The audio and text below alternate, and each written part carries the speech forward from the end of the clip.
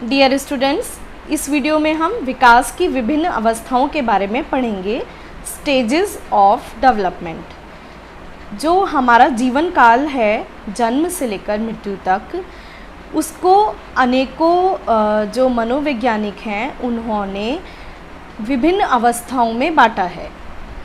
ये अवस्थाएं इस प्रकार बनाई गई हैं कि किस काल में हमारे जीवन में कैसा जो एक विशिष्ट परिवर्तन होते हैं, किस उम्र में, उसी के हिसाब से इन अवस्थाओं को बांटा गया है। उदाहरण के लिए बचपनावस्था में कुछ विशेष परिवर्तन सभी के जीवन में आते हैं, तो वह बचपनावस्था कौन सी उम्र से शुरू होकर कौन सी उम्र तक ख़त्म होती है। तो इस प्रकार से जीवन काल को विभिन्न अवस्थाओं में बांटा गया है।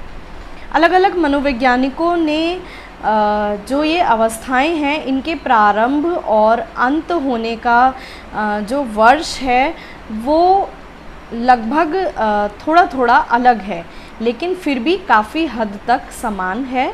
परंतु गृह विज्ञान विषय में और बाल मनोविज्ञान विषय के लिए हरलॉक का क्लासिफिकेशन जो है वह स्टैंडर्ड माना जाता है। तो यहाँ पर भी हम हरलॉक के अनुसार विकास की अवस्थाएं पढ़ेंगे। तो हरलॉक ने हमारे जीवन काल को विकास की विभिन्न अवस्थाओं में वर्गीकृत किया है। तो देखते हैं ये अवस्थाएं कौन कौन सी हैं। सबसे पहले है शैशवावस्था, जिसे हम इन्फेंसी कहते हैं। दोबारा से सुनिए, सबसे पहली है शैशवावस्था, जिसे हम इन्फेंसी कहते हैं। शैशवावस्था जन्म से लेकर 15 दिन तक होती है। कुछ मनोवैज्ञानिकों का यह मत है कि वो शैशवावस्था को जन्म से 1 महीने तक भी मानते हैं, कुछ मनोवैज्ञानिक जन्म से 2 माह तक मानते हैं, जबकि कुछ मनोवैज्ञानिक जन्म से 1 वर्ष तक भी शैशवावस्था को मानते हैं। परंतु जो स्टैंडर्ड अब मानी गई है हरलॉक के अनुसार, उसको हम जन्म से 15 दिन तक ही शैशवावस्था मानते हैं। सेकंड है बचपनावस्था, जिसको हम कहते हैं बेबीहुड।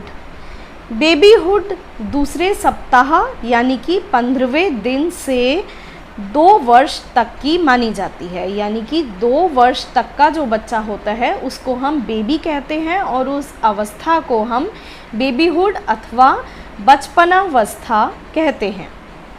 तीसरी अवस्था जो होती है वह है बाल्यावस्था, जिसको हम चाइल्डहुड कहते हैं।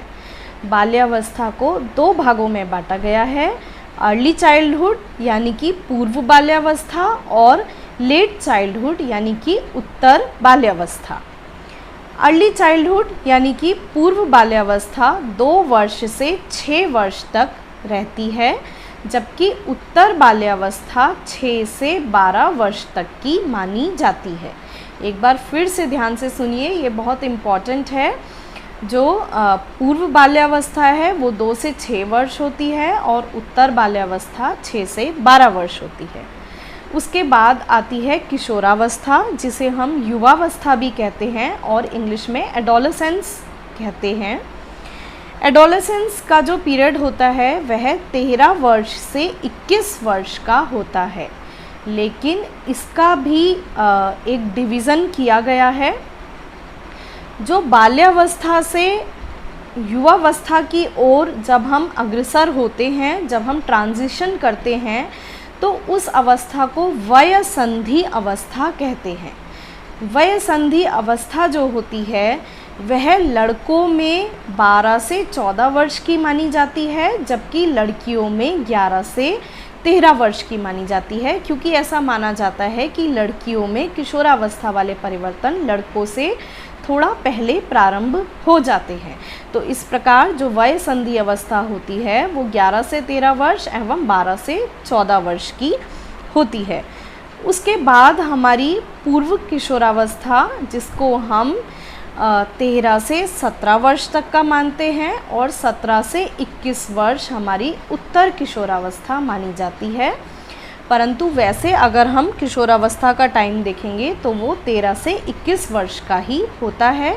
उसके बाद होती है प्रौढ़ावस्था, जिसको हम एडल्टहुड कहते हैं। प्रौढ़ावस्था, जिसको हम एडल्टहुड कहते हैं, यह 21 वर्ष से 40 वर्ष तक की अवस्था है, जिसमें हम लगभग अपने विकास को अच्छी तरीके से प्राप्त कर लेते हैं। प्रौढ़ावस्था के बाद आती है मध्यावस्था, जिसको हम मिडिल एज कहते हैं। यह हमारी 41 वर्ष से लेकर 60 वर्ष की आयु तक चलती है। और उसके बाद हमारी होती है वृद्धावस्था, जिसे हम ओल्ड एज कहते हैं।